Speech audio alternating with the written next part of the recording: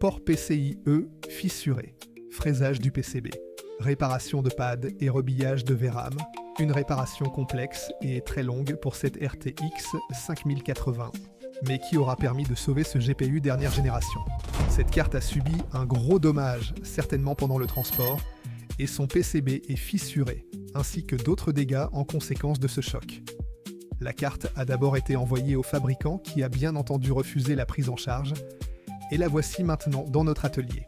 Première étape, démontage et contrôle des rails, vient ensuite l'inspection visuelle. Vous pouvez voir une belle fissure sur le PCB, la face visible de l'iceberg. Il va maintenant falloir creuser la carte afin d'éliminer complètement la fissure et surtout de rétablir les lignes internes coupées par cette fissure.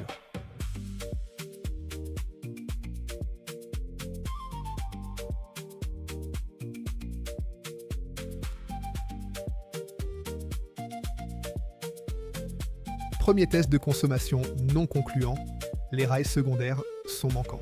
Deux cas possibles, une ligne interne toujours coupée ou un composant défectueux. Après une longue étude des schémas, je finis par trouver un signal manquant, responsable de l'activation des rails secondaires. Je rétablis ce signal en utilisant un fil du point A au point B, solution simple et fiable. La carte est maintenant détectée, mais en erreur 43. Aucune donnée sur la mémoire, comme visible ici sur GPU-Z. Une première étape dans la réparation, un premier bon point. Reprenons le fraisage du PCB afin de fiabiliser l'ensemble.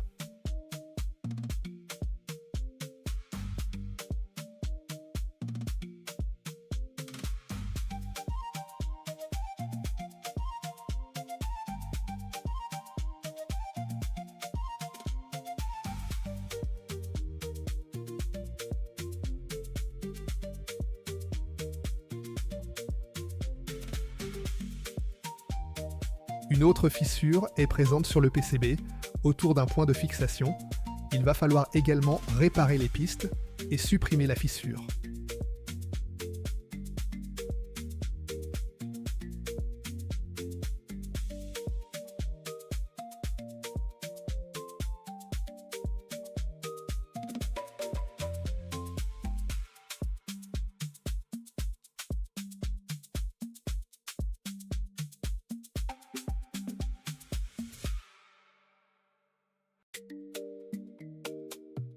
Maintenant que toutes les fissures sont réparées, la carte donne enfin un vrai signe de vie, un flag sur les VRAM. Les deux premières sont en erreur et ne passent pas le training, passons au contrôle et au rebillage de celle-ci. Après un choc sur le PCB, il est très fréquent que les VRAM les plus proches du connecteur soient en défaut, à cause d'une fissure des billes d'étain ou d'un arrachement des pads. Ce qui est exactement le cas ici, deux pads sont arrachés, il va falloir reconstruire ces pistes.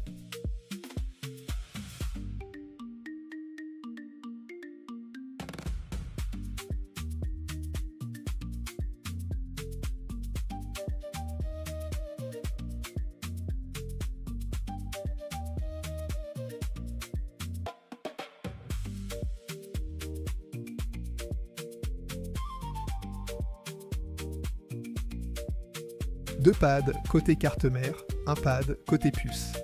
L'ensemble est maintenant réparé et correctement rebillé. Passons au remontage pour test.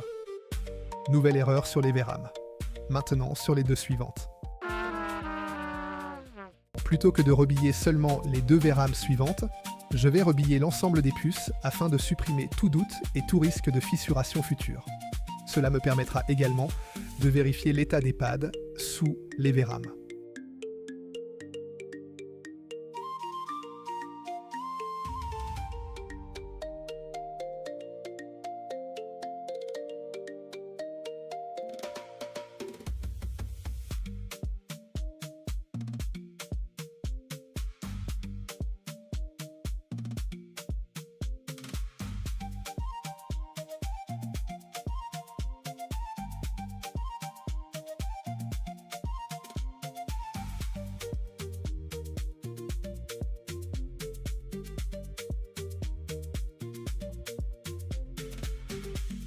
Opération terminée.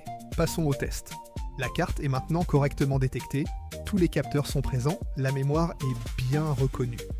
L'intervention est presque terminée, Reste maintenant à changer la pâte thermique et les pâtes thermiques et à confirmer le bon fonctionnement de la carte en benchmark et en test mémoire.